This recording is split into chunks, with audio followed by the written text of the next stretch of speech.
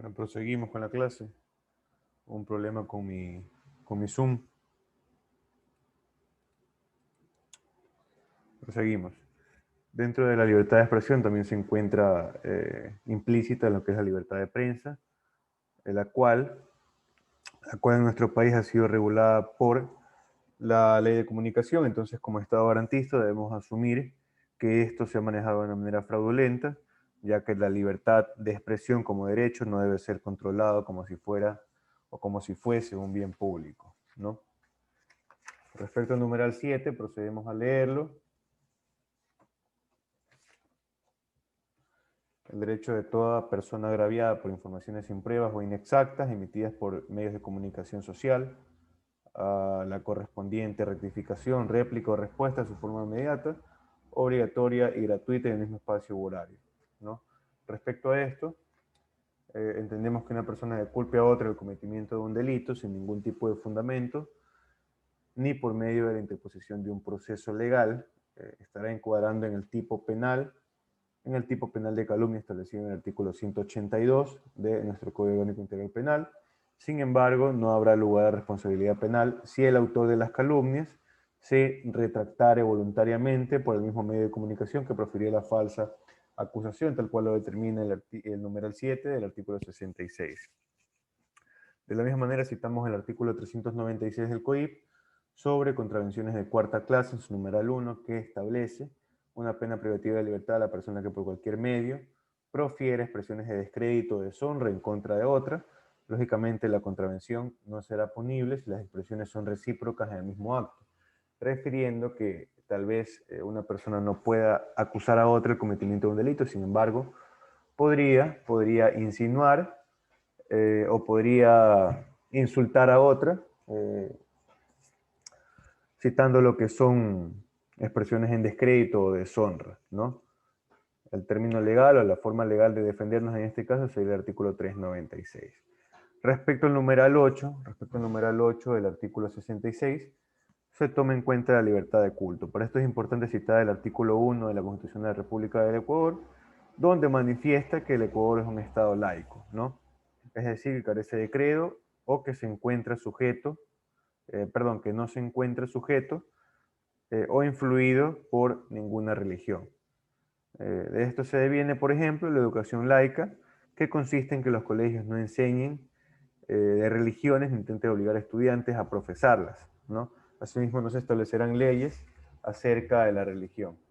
Aunque en Ecuador aún se encuentren vigentes normativas como el reglamento de cultos religiosos, que data del año 2000. El mismo se encuentra en su mayoría derogado tácitamente por dos razones. Primero, la figura legal de ministro religioso, que antes existía en la norma ecuatoriana, ahora se ve totalmente desaparecida esta figura legal de ministro religioso. Asimismo, vale la pena recalcar que estos ministros poseían una credencial de acreditación. Ese era el requisito legal para determinar que estaban bien posesionados.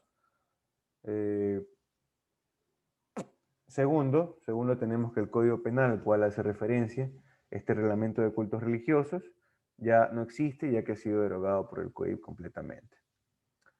Entonces, en Ecuador, iglesias intentaron preparar y certificar a sus propios ministros, según el artículo 34, también del proyecto de ley orgánica de libertad e igualdad religiosa. Sin embargo, dicho proyecto presentado a la Asamblea en el año 2011 no fue aceptado, ya que buscaba brindar una connotación un tanto política a ministros religiosos, yendo en contra del laicismo programado o establecido por el artículo ya manifestado de la Constitución de la República del Ecuador de Montecristi.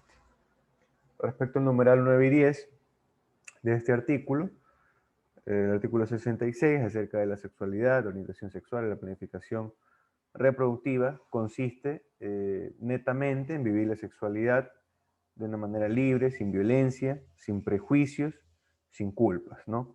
Y obtener información y acceso a métodos anticonceptivos seguros, eficaces, accesibles y aceptables, ¿no? Así como el acceso a información y uso de métodos anticonceptivos de emergencia, como es por ejemplo la pastilla del día después, que se vende libremente en cualquier farmacia en el Ecuador, tomando en cuenta este numeral 9 y 10, ¿no? Haciendo valer el numeral 9 y 10. Es decir, el Estado, en virtud de este derecho, y también precedido de normas y políticas públicas, podrá realizar campañas en colegios, medios de comunicación, entrega de anticonceptivos a la sociedad, entre otros. Anteriormente, el Ministerio de Salud entregaba anticonceptivos, condones, todo esto siendo alusión al numeral 9 y 10. Asimismo, pregonará el principio de no discriminación respecto a la orientación sexual a aquellas personas que deseen formar parte de grupos sociales como es el LGBTI, ¿no? En el numeral 11, referente al derecho a guardar reservas sobre convicciones, significa que nadie puede obligarnos a declarar si somos de izquierda o de derecha, católico, protestante, evangelista, si creemos en Dios o somos ateos. Este es un derecho personal que tenemos, por lo tanto debe ser respetado en todo momento y lugar, ¿no? Razón por la cual nadie nos podrá discriminar en nuestras convicciones y darnos un tratamiento distinto por el simple hecho de pensar o creer de determinada forma, ¿no?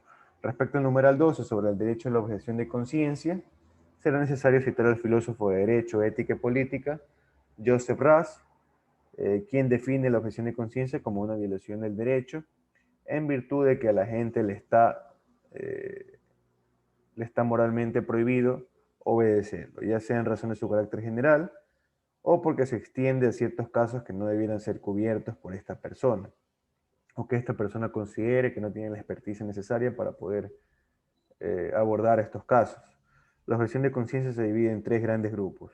En la objeción profesional, como por ejemplo quien se rehúsa a formar parte en cualquier manera sobre la investigación, fabricación o comercio de armas de guerra, obviamente objetando que va en contra de la violencia.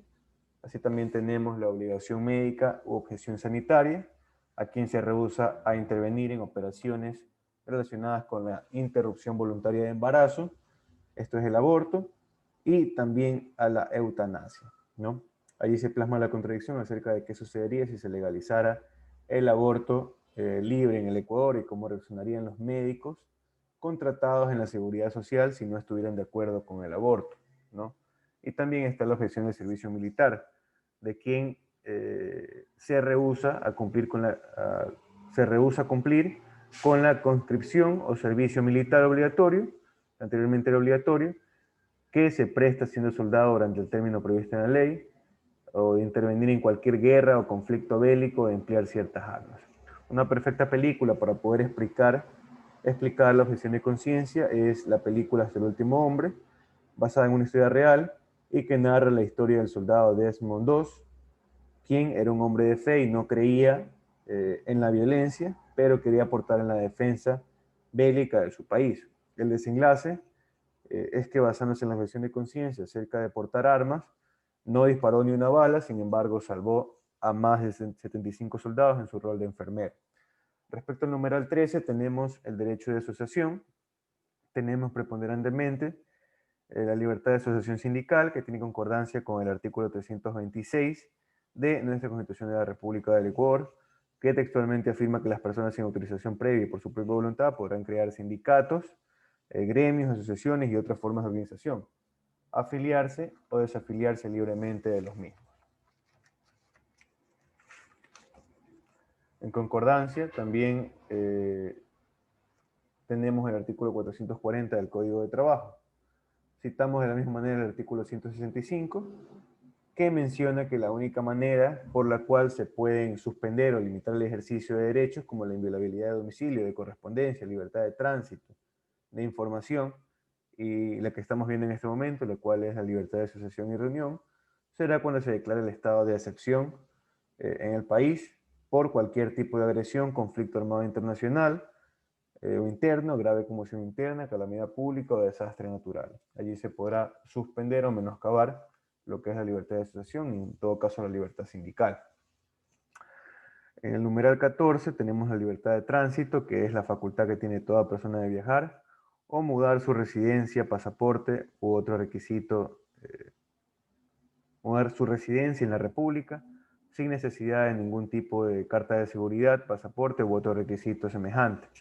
Cuando se viaje fuera del país se solicita pasaporte o visa, sin embargo, esto no se considera como una vulneración de derechos, sino más bien como un establecimiento de requisitos o la interposición de requisitos únicamente. No se vulnera ningún tipo de derecho.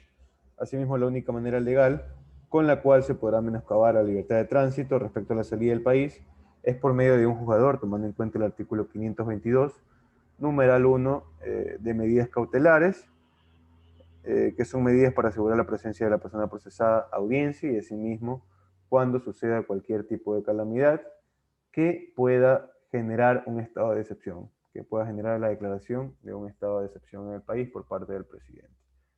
Eso sería la clase por el día de hoy. Ha sido un placer poder encontrarnos el día de hoy y asimismo desearles un feliz inicio de semana y recordarles el deber del modo que será entregado hasta el miércoles a las 12 de la noche. Gracias. Gracias, doctor. Hasta luego. Igualmente un buen inicio de semana. Hasta luego. Pase muy bien. Gracias a todos.